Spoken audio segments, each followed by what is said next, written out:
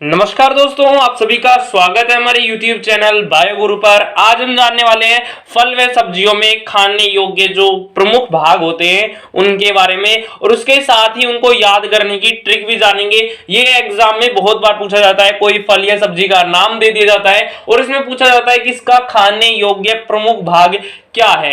तो ऑप्शन में दे देता है पुष्पासन, भ्रूण, परिदल पुंज, दल पुंज, कुछ भी दे देता है। तो उसमें आपको सही आंसर बताना होता है और उसमें आपको कंफ्यूजन भी ज्यादा होता है क्योंकि बहुत सारी फल सब्जी है, उनके सभी के अलग अलग होते हैं। तो इनको हम ट्रिक से याद करेंगे, लॉजिक से याद करेंगे। तो वीडियो एंड तक जरूर देखिएगा, ये वीडियो आपके लिए काफी हेल्पफुल होने वाला है। तो चलिए शुरू करते हैं पहले नंबर से। पहले नंबर पर है सेब। तो सेब को हम याद कैसे करेंगे? सेब का खाने योग्य भाग क्या होता है? पुष्पासन होता है।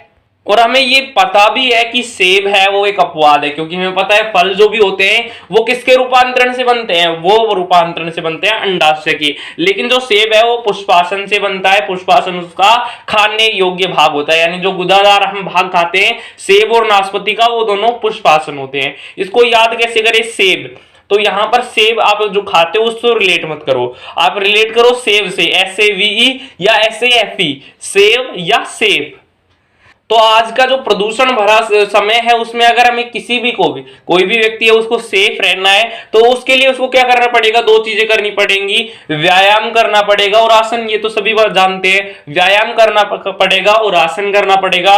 व्यायाम में हम क्या करते हैं? फिट रहने के लिए पुशअप करते हैं, तो इससे याद रख सकते हैं पुशअप। व्यायाम में तो हो गया पुशअप, और आसन जो है, दो बात की हमने, व्यायाम और आसन। तो आसन है, आसन कोई सा भी हो सकता है। तो यहां पर व्यायाम में तो हो गया पुशअप, जो पुशअप लगाते हैं पुश, और आसन जो है वो हमारा हो गया। तो यहां पर सेफ, या कोई भी व्यक्ति है उसे सेफ रहना है, सेव रहना है, तो उसके लिए उसको क्या करना पड़ेगा? पुशअप करना पड़ेगा और आसन करने पड़ेंगे। तो इस तरह से याद रख सकते हैं खाने योग्य जो भाग है वो हमारा पुष्पासन है। अगला है नाशपाती। तो यहां पर नाशपाती, इसको अगर थोड़ा सा सही करके देखें तो इसमें नाश और पति आ गया। नाशपाती यानी कोई लेडी है, उसका जो पति है, हस्बैंड है, उसका नाश हो गया, यानी वो डेड हो गया है। तो उसके लिए क्या करते हैं? उस पर पुष्प अर्पित करते हैं और उसे अपनी जो सैया होती है, आसन होता है, उस पर लिटा दिया जाता है। तो यही किया जाता है, आपने देखा होगा कोई भी मृत व्यक्ति होता है उस पर हम पुष्पांजलि करते हैं और क्या कर दिया जाता है? लास्ट में उसे अपनी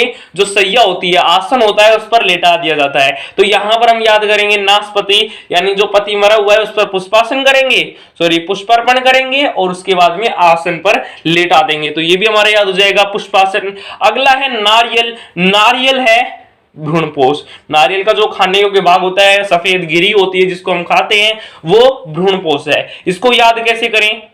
तो यहां पर जो नारियल है इसमें से यल हटा देते हैं, नारी बचता है। नारी जो औरत होती है वो नारी, नारी का मतलब आप समझ गए होंगे।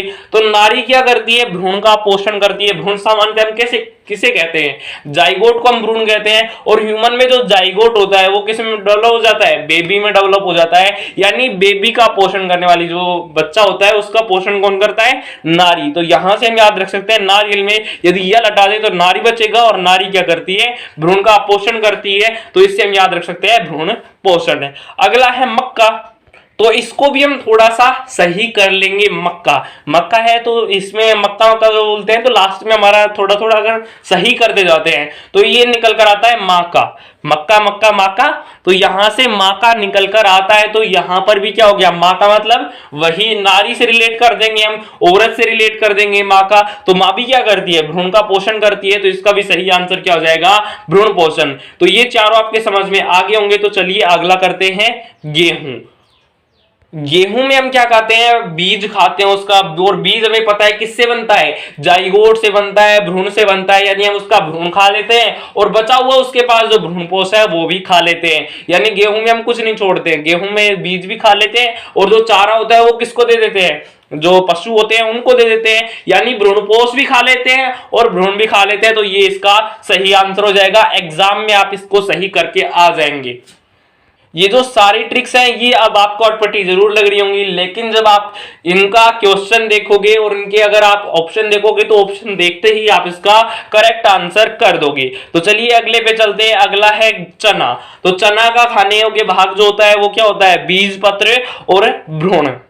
अब इसको याद कैसे करें? चना, चना आपने गांव में रहते हो तो वहां पर देखा होगा कि उसका जो कच्चा वो भाग होता है, जो कच्चा लाया जाता है चना का पौधा, तो उसमें हम क्या करते हैं, बीज खा लेते हैं। उनके जो चना होता है वो तो बीज ही होता है, वैसे हम दाल में बनाकर खा सकते हैं। और उसके साथ ही उसका जो हरा चारा होता है वो किसको दे दिया जाता है? वो हरा चारा, हरी हरी पत्तियां यानी पत्र जो है वो पशुओं को दे दिए जाते हैं। यानी चना में क्या होता है, बीज भी खा लेते हैं, यानी भ्रूण भी खा लेते हैं, और उसके साथ ही उसका जो पत्ता होता है, पत्र होता है, वो भी पशुओं को दे दिया जाता है, यानी बीज, पत्र और भ्रूण।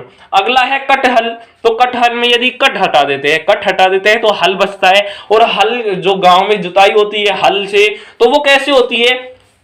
दो जो बैल होते हैं वो आपस में जुड़कर हल चलाते हैं, यानी एक अकेला नहीं करता है। वहां पर क्या होता है, दो होते हैं या तीन होते हैं, उस हिसाब से ले लेते हैं, लेकिन एक कभी भी हल नहीं चलाता है।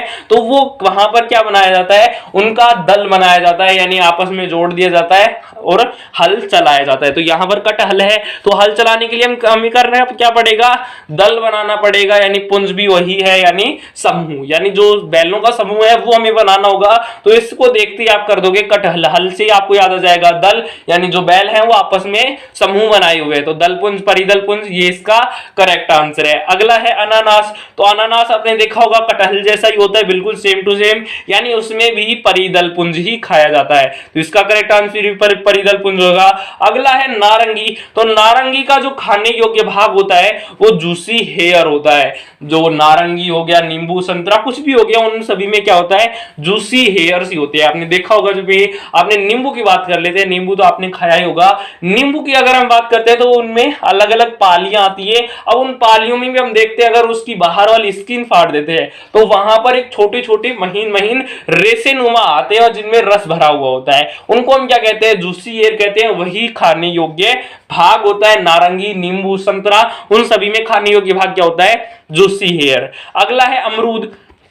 तो अमरूद में खाने योग्य भाग क्या होता है, फल भित्ति और बीज अंडासन। तो अमरूद जब भी आपने खाया होगा तो उसमें देखा होगा कि आप उसका बाहर का जो कुछ नहीं छोड़ते, यानी उसकी जो फल भित्ति होती है, बीच में तो उसके बीज होते हैं, उसको भी हम खा लेते हैं, और उसके साइड साइड में जो ग्रीन कलर की होती है, उससे थोड़ी अंदर व्हाइट कलर की होती है, उसको भी हम खा लेते हैं। यानी फल भित्ति भी खा लेते हैं, फल का जो चारों तरफ की कवरिंग है ग्रीन कलर की, वो भी हम खा लेते हैं, और उसके साथ ही बीजांडासन, यानी बीजांड का आसन, जहां पर बीज स्थित होते हैं, को भी खा लेते हैं। यानी अमरूद में क्या हो गया, हम फल भित्ति भी खाते हैं, फल भित्ति भी खाने योग्य भाग होता है, और बीजांड आसन भी खाने योग्य भाग होता है।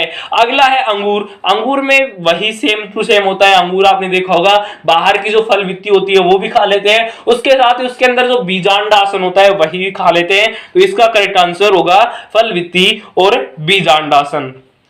इसके साथ ही एक नीचे हुआ टमाटर।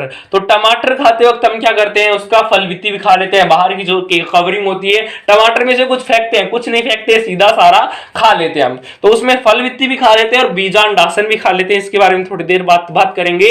अगला है पपीता। तो पपीते में हमने देखा होगा फल भित्ति पूरी नहीं खाते हैं, फल भित्ति भी 3 प्रकार की होती है, वो हम बाद में कभी चर्चा करेंगे, लेकिन यहाँ पर सिंपली हम चर्चा कर लेते हैं। पपीता अगर आपने खाया हो तो उसमें आपने देखा होगा कि बाहर जो होता है, बाहर की जो फल भित्ति होती है उसको हम काट कर अलग कर देते हैं, उसको हम नहीं खाते हैं। और अंदर का जहां पर जो बीज स्थित होते हैं, जिसे हम कुछ भी कह सकते हैं, पपीता के बीज ब्लैक कलर के, तो उनको भी हम नहीं खाते, यानी बीज का भाग खाते हैं। जो फल भित्ति बीज की होती है उसको हम खाते हैं, यानी मध्य फल भित्ति को खाने योग्य भाग माना गया है। अगला है आम। आम में भी इसी तरह से होता है कि जो मध्य फल भित्ति होती है, मध्य फल भित्ति होती है वो खाई जाती है, बाहर की कवरिंग नहीं खाई जाती, अंदर की जो गुठली होती है वो भी नहीं खाई जाती है, अंदर का बीज भी नहीं खाया जाता, ना बाहर की कवरिंग खाई जाती है। उसमें खाया क्या जाता है, मध्य फल भित्ति, यानी जो फल भित्ति है उसके बीज का जो पार्ट है मध्य वाला, उसको हम खाते हैं, यानी मध्य फल भित्ति इसका खाने योग्य भाग होता है। तो ये होती है हमारी कुछ फल और सब्जियां जिनका खाने योग्य भाग हमने चर्चा कर ली है। अगली वीडियो में हम जड़ व तना वाली फसलें करेंगे। धन्यवाद। अगर ये वीडियो अच्छी लगी हुई हो तो प्लीज लाइक कीजिए और अपने दोस्तों के पास शेयर कीजिए।